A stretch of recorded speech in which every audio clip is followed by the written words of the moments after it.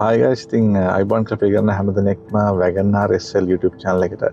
ඉතින් ඔයගොල්ලන්ට අදත් තව ටිප් එකක් තමයි මම ප්ලෑන් කරේ. ඉතින් ගොඩ දෙනෙක්ට තියෙන ඩවුට් එකක් තමයි මේ ඔයගොල්ලන්ගේ AC settings හදාගන්නේ කොහොමද කියලා වාහනේ. ඉතින් ඒකේ තියෙන සමහර බඩ් සම්බන්ධව ගොඩ දෙනෙක්ට අවබෝධයක් නැති ඉෂුව එකක් තියෙනවා.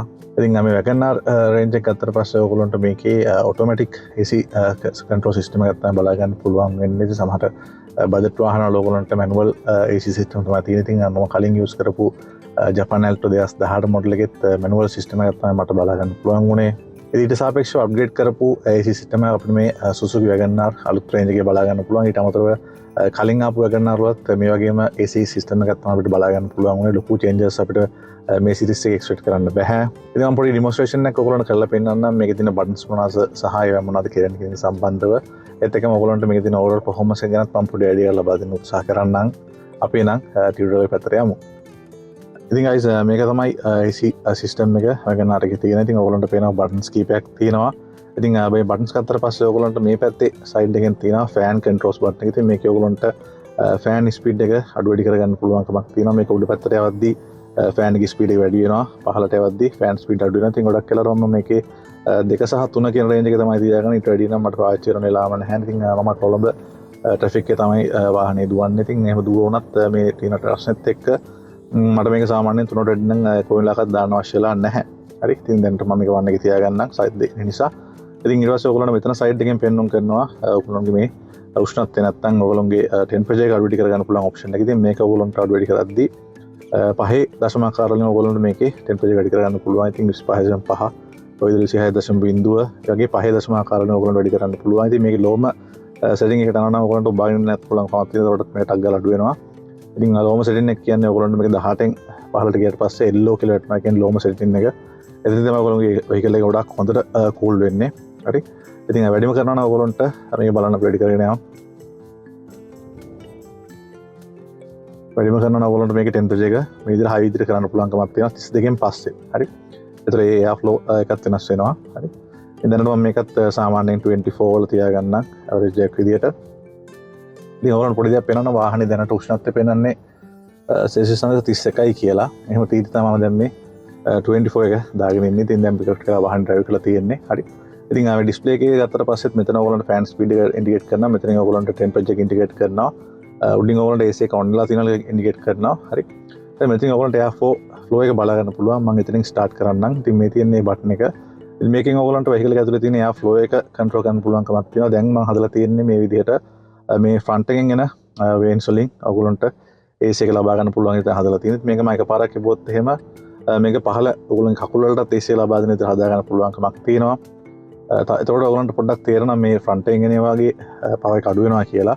ඉතින් ඔයගොල්ලෝ දවල්ට කාලේ නම් ඒක පොඩ්ඩක් යූස් කරන්න ප්‍රැක්ටිකලි අමාරු නමුත් සමහර අවස්ථාවලදී ඔයගොල්ලෝ කකුල් වලට දාඩි දාන අවස්ථාවක වගේ ඔයගොල්ලන්ට ඒක යූස් කරන්න පුළුවන්. ඒත් එකම ඔයගොල්ලන්ට කැමති නම් කකුල් වලට විතරක් දෙන්න පුළුවන්කමක් තියෙනවා. හරි. ඒත් එකම මාට D4 එකත් එක්කම යූස් කරන්න පුළුවන්කමක් තියෙනවා කකුල් එක්ක. ඒ වගේ සෙටින්ස් එච්චරම පාවිච්චි වෙන්නේ නැහැ සාමාන්‍යයෙන් කොමන්ලි. හරි.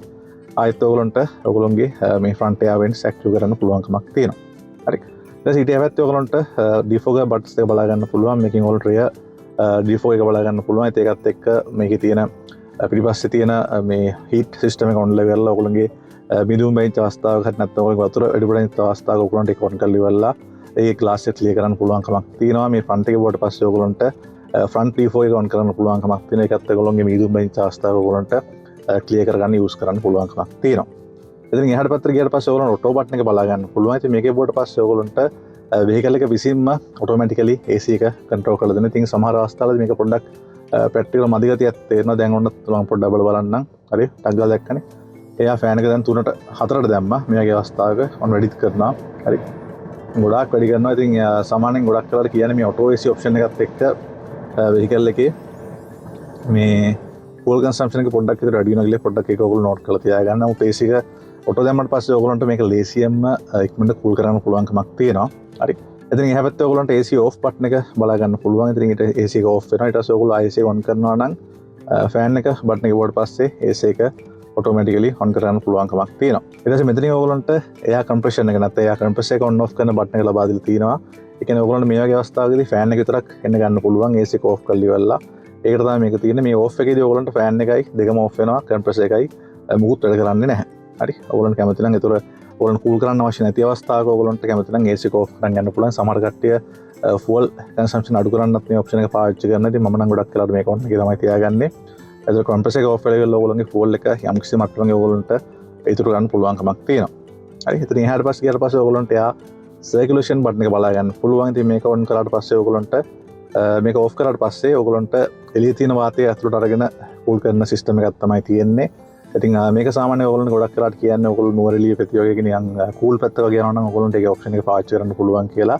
ඉතින් නමුත් කොළඹ වලට ඔයගොල්ලෝ යූස් කරනවා නම් අනිවාර්යෙන් මේ ඉනර් සර්කියුලේෂන් මෝඩ් එක දාගන්න. මොකද මේක දාගත්තට පස්සේ ඔයගොල්ලන්ට කාර් එක ඇතුලේ තියෙන එයා එකම තමයි සර්කියුලේට් වෙන්නේ. එළියෙන් ඔයගොල්ලන්ට විෂ වායු එන්න chance එකක් තියෙනවා. කොළඹ අපි දන්න ගොඩක් වෙලාට පොලියුෂන් එක ගොඩක් වැඩි.